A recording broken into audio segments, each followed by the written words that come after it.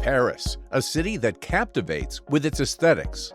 A corner of romance and beauty in details, creativity, and endless reserves of inspiration.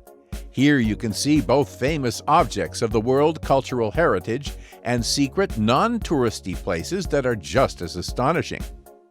Trying to visit all of Paris's landmarks in one day is simply impossible, unless you're a comic book hero like the Flash. If possible, it's best to allocate at least a week, or even two, to explore the city of kings and musketeers. That's the only way to truly savor every moment in this enchanting place without rushing, going at your own pace. However, things don't always happen the way we'd like, so if you get a chance to spend even just a day in Paris, you definitely shouldn't pass it up. Of course, in such a scenario, your walk will look more like a whirlwind tour of the attractions rather than a romantic encounter with a long-held dream. Nevertheless, there are always options to explore since no one forces you to follow the beaten tourist paths. You can create your own itinerary based on your personal preferences.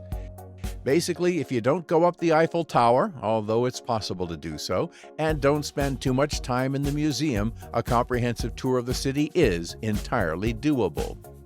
In today's video, we will share with you a self-guided tour route that covers all the major attractions. You can complete it in one day or split it into several parts if you prefer. The most important thing to remember is that Central Paris is quite extensive. If you want to see everything, it's important to get up early and wear comfortable shoes.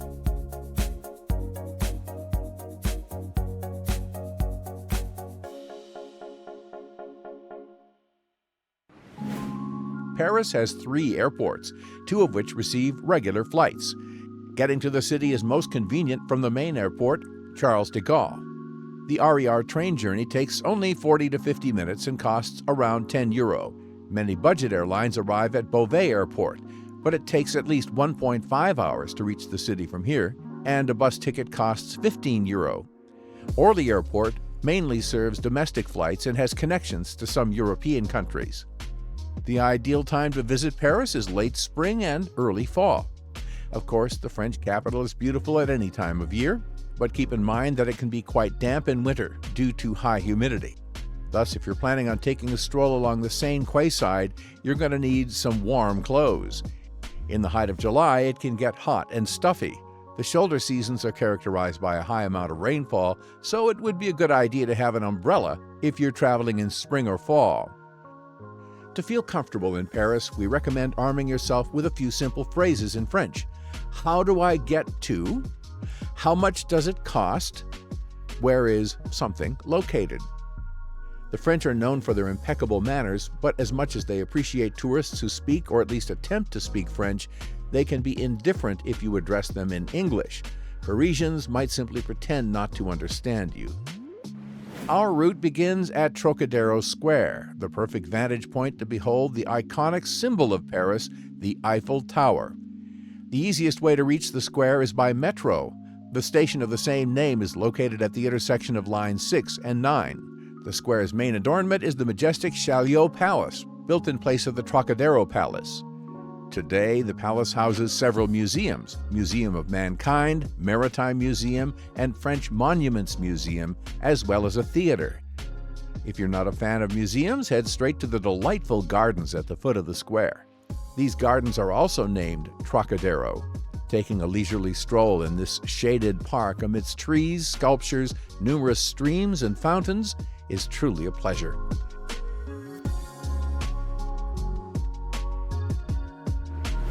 Be sure to take note of the Fountain of Warsaw, the largest in Paris. The fountain doesn't operate all the time and there is no fixed schedule, but if you happen to catch the right moment, it will definitely leave an impression.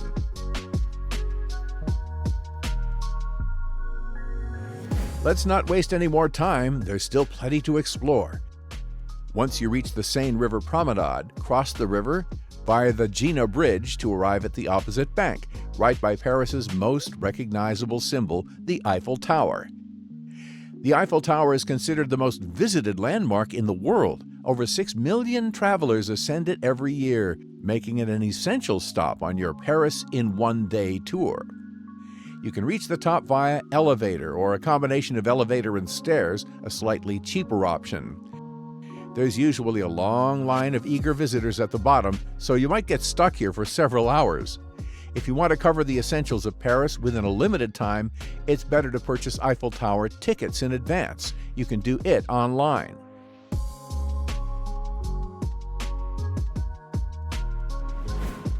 Directly behind the Eiffel Tower lies the Champ de Mars, which once served as a parade ground, but is now one of the world's most famous parks. Both the locals and the tourists love having picnics here. To continue our tour, we'll get to try out the public transportation. To the right of the tower is the Champ de Mars bus stop. There we'll catch bus number 82 and ride it to the final stop in the direction of Luxembourg.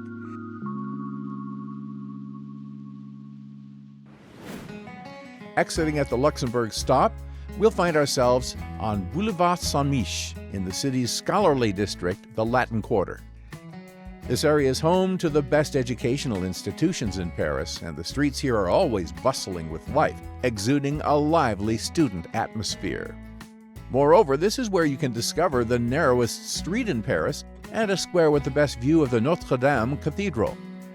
From Edmond Rostand Square, which is about 150 meters away from the Luxembourg stop, we'll turn right into the Rue Soufflot, at the end of which stands the Pantheon, a sort of Parisian equivalent of its elder Roman counterpart. Initially conceived as a church dedicated to Sainte Geneviève, its purpose has evolved over time. Today, the Pantheon serves as a mausoleum for remarkable French figures: Voltaire, Rousseau, the Curie spouses, Victor Hugo, Dumas, Émile Zola, mathematician Lagrange, and other significant figures from French history, politics, and science rest here. After exploring the Pantheon, we'll return to Boulevard Saint-Michel and move on to Europe's oldest universities, around which the Latin Quarter was based, the Sorbonne. The university reached unprecedented heights back in the 13th century and enjoyed the highest reputation throughout Europe. However, the Sorbonne, as it was, no longer exists today. After the student protests of 1968, the university split into 13 separate institutions, some of which continue to occupy the historic Sorbonne building. From the Sorbonne, it's only about 500 meters to the next iconic place in Paris, the Île de la Cité. To reach it, you can take a stroll along Boulevard Saint-Michel and cross the bridge of the same name. The Île de la Cité is precisely where the first settlement emerged in the 1st century BC, around which modern Paris was built. Just beyond the bridge, we see the Palace of Justice, with its history tracing back to the 6th century. Over the centuries, the palace has been rebuilt many times, but some elements have survived in their original form. In particular, the conciergerie. It once served as a royal residence, but it was moved to the Louvre in the 14th century, and the building began to serve as a courthouse. To this day, judicial sessions take place in the Palace of Justice, and judicial operations operate here. Meanwhile, the conciergerie has been transformed into a museum, which you can freely visit during its open hours.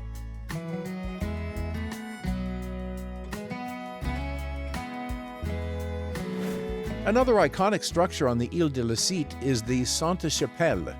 It was built specifically to house valuable Christian relics, acquired by Louis IX during his reign. One of these relics was the crown of thorns with the blood of Jesus Christ, which the king purchased for an exorbitant amount of money for that time. The chapel building itself is small, but it is one of the most exquisite examples of late Gothic architecture. The main adornment of the Holy Chapel is its 15-meter-high stained glass windows. Each of these windows depicts scenes from the Old or New Testament, narrating the biblical story from the beginning of time to the arrival of sacred relics stored in the chapel in Paris. There are unusually long lines at the entrance to Sainte-Chapelle, so it's better to purchase your tickets in advance.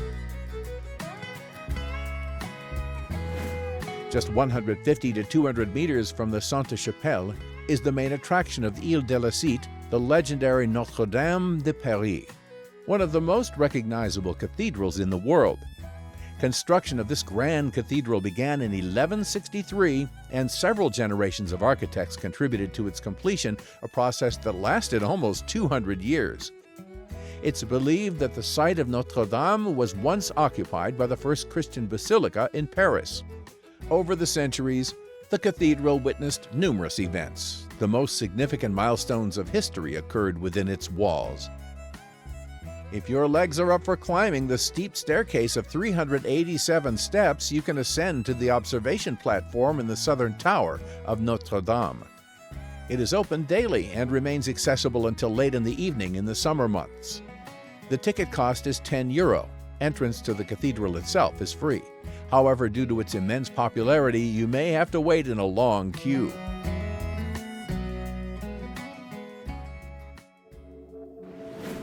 After exploring the cathedral, our path leads us to the right bank of the Seine.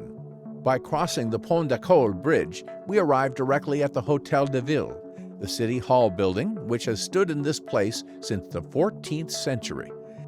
However, the current town hall isn't that ancient. It was built in 1882. From here we head to Rue de Rivoli, one of the longest streets in Paris. Our next point of interest will be the Louvre.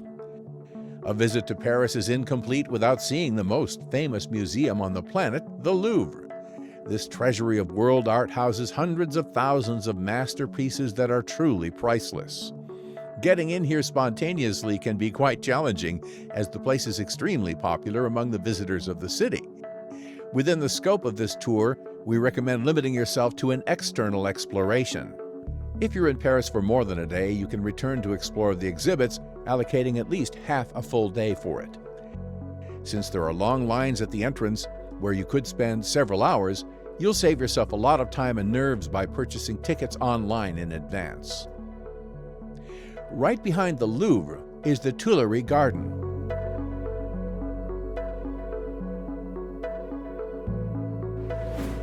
Passing through the park, we reach the largest square in Paris, Place de la Concorde. There was a time in history when executions were held here, and an intimidating guillotine stood at the center. Today, an ancient Luxor obelisk stands here, a gift from an Egyptian ruler to France.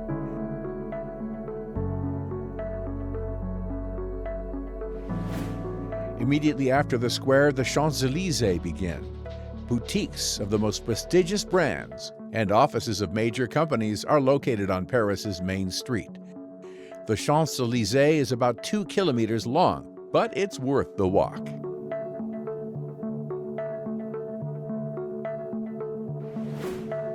The end of the Champs-Élysées is marked by the Arc de Triomphe, yet another spot that you must see in Paris, even if you have just one day. The arch was built as a symbol of Napoleon's army's victory at Austerlitz and is one of the most recognizable landmarks in Paris. The height of its arch reaches almost 50 meters, and there's an interesting observation deck at the top offering a view of the center of Paris. Tickets to the Arc, as with other popular attractions in the capital, are best purchased online in advance since there are long lines at the ticket office.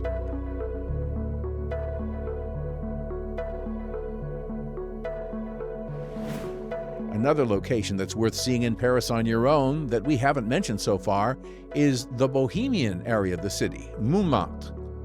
The easiest way to get here from the Arc de Triomphe is by Metro Line number 2 to the Pigalle station. The most iconic street in Montmartre is Boulevard de Clichy.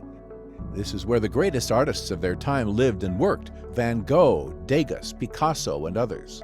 But this street also has another side. It used to be Paris's red light district, and that reputation has lingered to this day.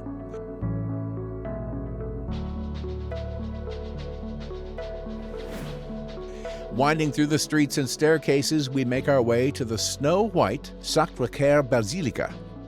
It was built just over a century ago in memory of the victims of the Franco-Prussian War. The bell tower of the basilica houses an observation deck that offers a view of Montmartre, as well as a panorama of the entire Paris.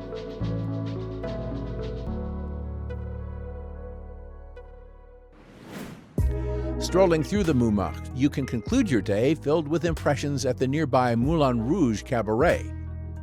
Keep in mind that the establishment has a dress code, so you'll need to change out of your comfortable clothes and into something more formal. However, a visit to the cabaret isn't the only way to spend an interesting evening in Paris. You can take a cruise along the Seine or visit the Paris Opera. Alternatively, you can return to the Trocadero Square and watch the enchanting light show on the Eiffel Tower. Also, during your walk around the city, make sure to get a taste of the local cuisine. Paris has its own food culture, adhered to not only in upscale restaurants, but also in simple cafes, small bakeries, and even regular stores that transform into places for snacks and tasting of cheese, wines, and delicacies. The morning for Parisians starts at a cafe with coffee and croissant.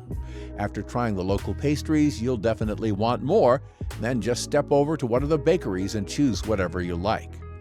French onion soup is a traditional lunch dish that you should definitely try. As an alternative, there are also pureed soups with croutons.